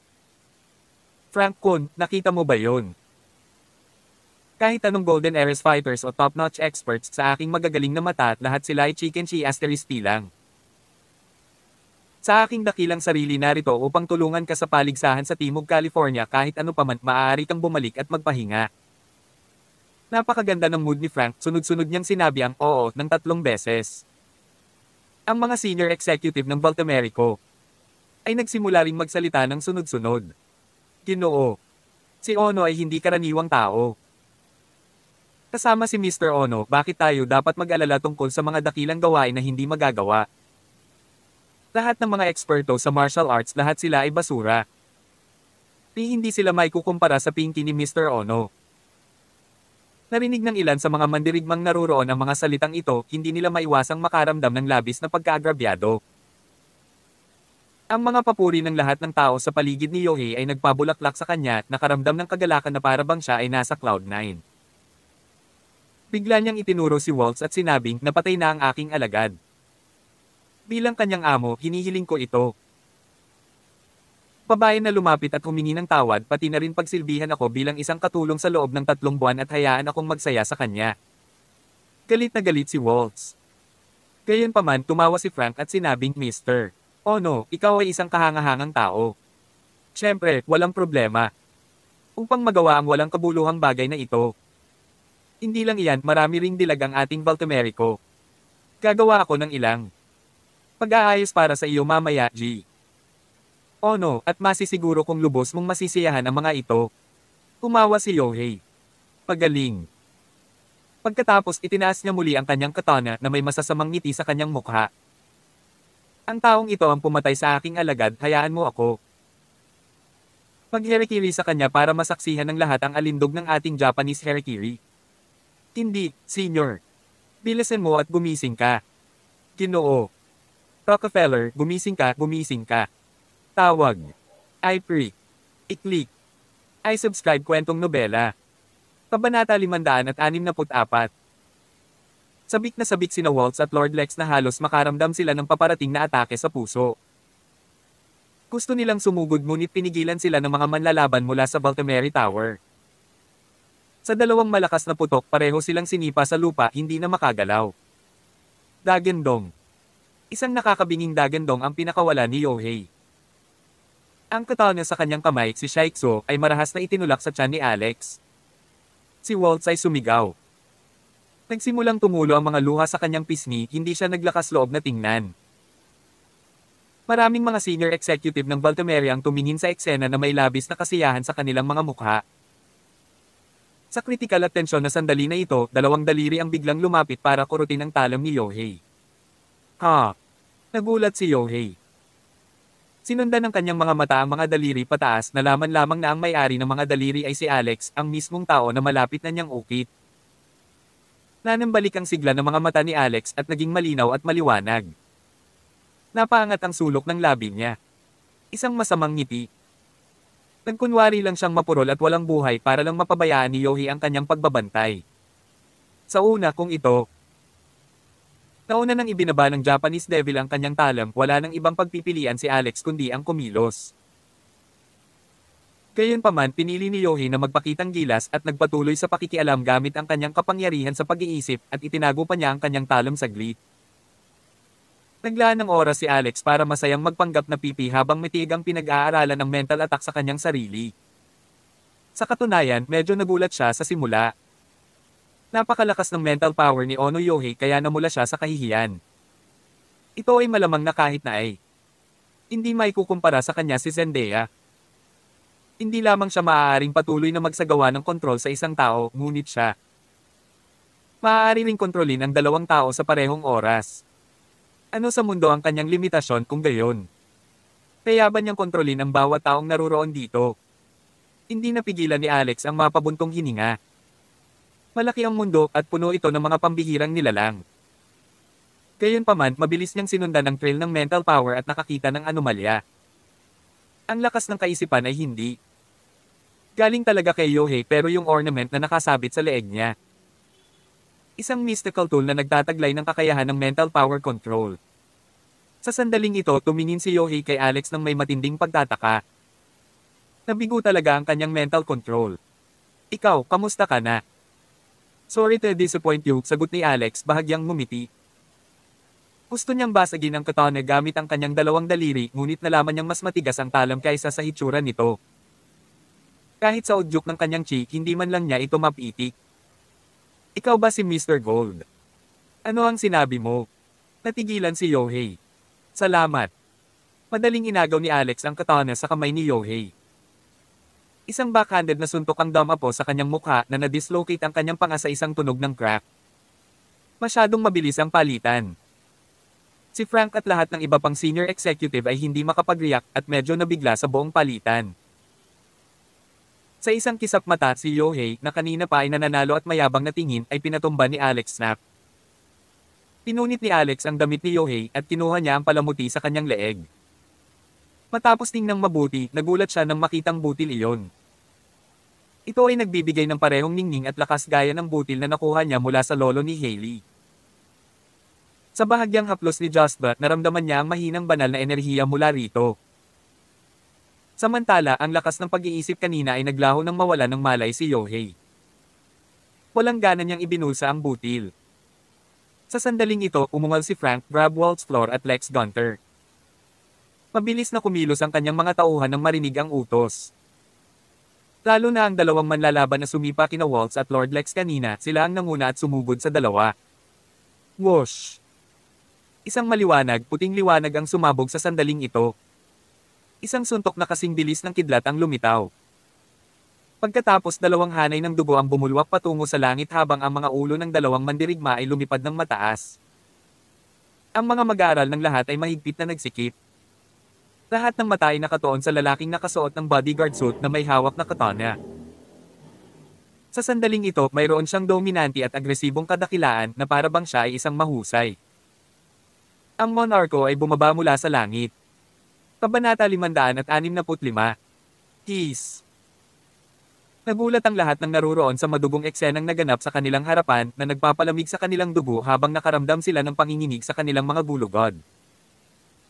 Ang dalawang ulong duguan ay bumagsak sa lupa at gamulong sa paanan ng mga taong umiinom ng tsaa. Kabilang sa kanila ang isang babaeng senior executive mula sa Baltimerico. Isang malakas na sigaw ang kanyang pinakawalan at agad na tumalon sa upuan. Nanginginig ang kanyang mga paa sa takot ngunit patuloy niyang pinapadyak ang kanyang mga paa ng walang tigil na para bang sinusubukan niyang kunin. Alisin ang isang bagay na kasuklam-suklam.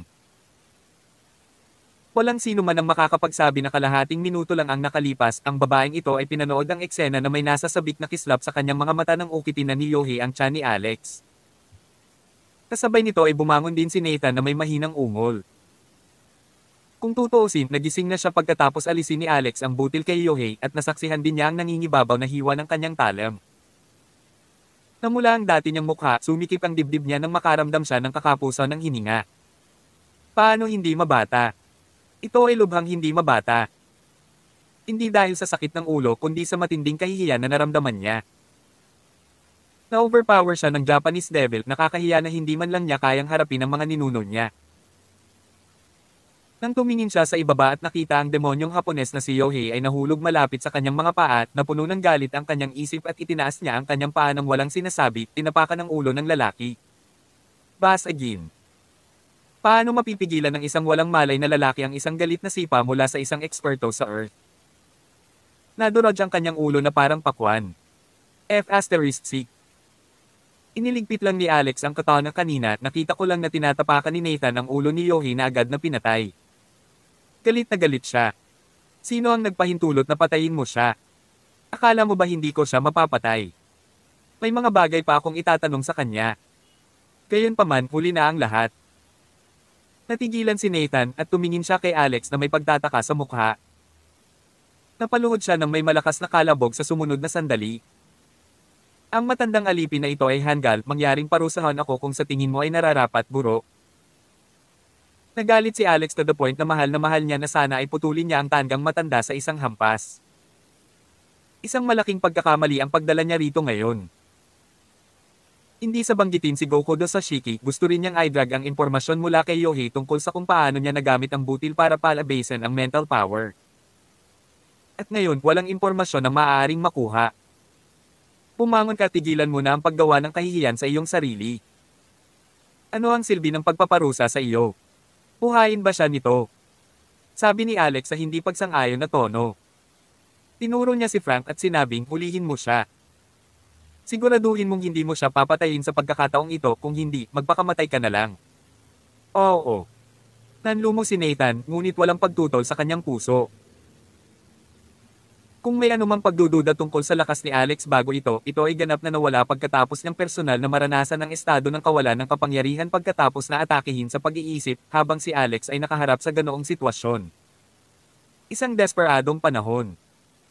Siya ay ganap na sigurado at naniniwala na si Alex ay tiyak na nasa ranggo ng isang Grandmaster. Maliban sa isang Grandmaster, sino pa ang maaaring magkaroon ng gayong mga kakayahan? Iniisip lamang ang katotohanan na ang lalaki ay naging uling dati, hindi ito isang bagay na magagawa ng isang eksperto sa Earth. Nagmamadali siyang lumapit kay Frank at sunod-sunod na tinapik ang ilan sa kanyang acupoints upang matiyak na hindi siya maaaring magpakamatay sa pamamagitan ng pagkagat sa kanyang dila. Waltz, tawagan ng mga kapatid natin mula sa 1,000 miles para linisin ang kalat. Mula ngayon, hindi na kailangan ng pagkakaroon ng Baltimerico sa underworld ng California. Ang mga mata ni Alex ay kasing lamig ng yelo na tumitama sa lahat ng mga senior executive ng Baltimerico na naruroon. Iniwasan ng lahat ang kanyang tingin nang bumagsak ito sa kanila at hindi sila nang ahas na salubungin ang kanyang mga mata. Kung may manggahas na lumaban, patayin sila. Pagkatapos tinitigan ni Alex si Nathan, binigyan siya ng senadoryos habang tinatango niya ang kanyang baba patungo sa ilang senior mga executive ng Baltimerico. Sa takot na baka hindi niya maintindihan ang hitsura, nilinaw ni Nathan, patayin sila. ID pose. Naglabas ng salita si Alex. Ginawa ni Nathan ang kanyang hakbang sa susunod na segundo, at bawat manlalaban sa paligid, maliban kay Frank, ay nasira ang kanilang energy core. Kapag nagalit ang isang Grandmaster, mag-iiwan siya ng bakas ng dugo sa likuran niya. Ganon din para sa isang pseudo Grandmaster. Ang iba pang bagay ay hahawakan ni Lord Lex. Gamit ang korona ng underworld ng hari ng California sa kanyang ulo, higit pa sa sapat na siya para linisin ang kalat na ito. Nahuli si Frank at ang mga dalubhasang mandirigma sa ilalim niya ay lahat ay pinagkaitan ng kanilang martial arts. Kahit na ang mga dalubhasa na pinaghirapan niyang imbitahan ay nabigo na makatakas sa kapalaran ng pagkawala ng lahat ng kanilang panloob na puwersa. Kapag bumangon ang isa, babagsak ang isa. Sa tulong ni Alex, masasabing ganap na nakabalik ang 1,000 miles conglomerate. Kung hindi pa rin matapakan ni Lord Lex ang Baltimerico. Sa puntong ito, dapat na lang siyang bumili ng tofu at magpakamatay sa pamamagitan ng paghampas ng ulo dito. Si Richie. Sa loob ng random na kwarto sa Hells Angels. Tawag. I-pre. I-click. I-subscribe kwentong nobela. Kabanata 566. Sina Alex Rockefeller at Frank Accardo lang ang nasa kwarto. Kahit na ang sugat kay Frank. Tumigil na sa pagdurugo ang balikat, pinagpapawisan na siya ng bala dahil sa sobrang sakit. Sino ka? Naguguluhan si Frank. Saan nahanap ni Lord Lex ang napakalakas na manlalaban? Higit sa lahat, napakabata pa niya. Ang pangalan ko ay Alex Rockefeller, ang anak ni William Rockefeller. Hindi nagpatalo si Alex at sinabihan si Frank sa paraang tahasan. Napatingin si Frank kay Alex na nanlaki ang mga mata. Ikaw ang anak ni William Rockefeller. Pagkatapos ay tahimik niyang tinitigan si Alex sa loob ng kalahating minuto. Ang pagbibitiw ay unti-unting gumapang sa kanyang mukha habang siya ay tumawa ng mapait at nagpakawala ng isang mahabang buntong hininga. Bakit ka tumatawa? Wala naman. Wala na akong ibang masabi ngayong nahulog na ako sa mga kamay mo. I dare say it's all fated, kaya patayin mo na lang ako. Handa si Frank na isakripisyo ang kanyang sarili ng same time sa espiritu ng isang matapang na mandirigma. Umiling si Alex. Kung gusto kitang patayin, ngayon ko lang ginawa. Eto ang deal, meron ako. Mga tanong para sa iyo, okay. Kung nasiyahan ako sa iyong mga sagot, hindi kita pahihirapan. Kung hindi, hindi ka mapakali. Umiling din si Frank. Wala kang dapat itanong sa akin, hindi ko sila sasagutin. Sampal. Inihagis ni Alex ang isang litrato kay Frank. Isang magandang babae, marahil 15 o 16 na taong gulang ang nakalarawan dito. Matapos tingnan ito, agad na nagbago ang ekspresyon ni Frank. Siya si Casey Accardo, anak ni Frank. W, anong ibig mong sabihin dito? Nothing much really, your daughter looks pretty attractive, graceful and has a great temperament. Anong gagawin? Sa tingin mo? Sa tingin ko siya ay magiging maganda kapag nagbibihis siya ng isang maid costume o isang nurse costume o marahil ay walang suot. Mayroon akong ilang mga kinks ngunit hindi ako sigurado kung ang iyong anak na babae ay handa na gawin ito. Isang evil smile. Lumitaw sa mukha ni Alex. Tiningnan niya ang litrato at sadyang hinaplos ang labi. Agad na nagalit si Frank. How dare you? Bakit hindi ko gagawin? Ang larawan ay ibinigay kay Alex ni Waltz Floor. Pagkatapos ng lahat, ang kaaway ng isang tao ay palaging nakakakilala sa kanya ng pinakamahusay. Si Frank ay nagkaroon lamang ng isang anak na lalaki sa papel ngunit sa katotohanan, nagkaroon ng ilang higit pang mga anak sa labas sa kanyang pangalan. Sa kanilang lahat, pinakagusto niya ang kanyang anak na babae. May usap-usapan na anak siya ng kanyang hipag. Ang gayong pribadong kwento ay hindi babanggitan sa kasalukuyang pamamaraan. Anyway, kilalang kilala na iyon. Si Casey ang talagang mahinang lugar ni Frank. Ikaw. Nanginginig ang buong katawan ni Frank. Pakiramdam niya ay mababaliw na siya dahil hindi niya kayang isipin ang tungkol sa kanya. Anak na babae sa ilalim ng pagpapasakop ng ibang lalaki. Ano ang gusto mong malaman? Mabuti pa nga, dapat kanina pa kayo nakipagtulungan. Si Anthony Pattinson ba ang lalaki mo? Oo. Sa wakas ay tumango si Frank pagkatapos ng ilang pag-aalangan. Siya ba ang nagtakda ng aksidente sa sasakyan para saktan ang aking mga magulang sa utos mo? Hindi. Umisi si Alex. Sa tingin mo ba maniniwala ako sa'yo? Napakagatlabi si Frank at napaisip ng malalim na para bang gumagawa siya ng kritikal na desisyon. Lamambat ang ekspresyon niya nang tingnan niya ang litrato bago sinabing hindi kumilos si Anthony sa utos ko. Gayunpaman, ginawa ko. Alamin muna ang plot. Sino ang gumawa noon? Sekretarya iyon ng iyong ama. Paminta Kimmich. Eksakto, Pepper Kimmich. Ano ang relasyon niya sa iyo? At bakit may kaugnayan ka kay Gokudo Sashiki? Muli, nag-alinlangan si Frank nang tanungin siya. Ang kanyang mga mata ay lumipad sa paligid na nagpapakita ng kanyang takot na para bang kinikilabutan siya sa organisasyon ng Gokudo Sashiki. Ding dong. Nakatanggap si Alex ng video sa kanyang telepono ng sandaling iyon. Pinindot niya yun at ibinato kay Frank ang telepono. Tumingin. Halos himatayan si Frank nang makita ang video. Ang tao sa video ay ang kanyang anak na babae, si Casey Accardo. Sa sandaling ito, makikita siyang nakatali sa isang kama na nakaunat ang kanyang mga paa na parang starfish. Nakatayo sa tabi niya ang isang grupo ng mga maskuladong lalaki. Sige. Sasabihin ko sa iyo ang lahat.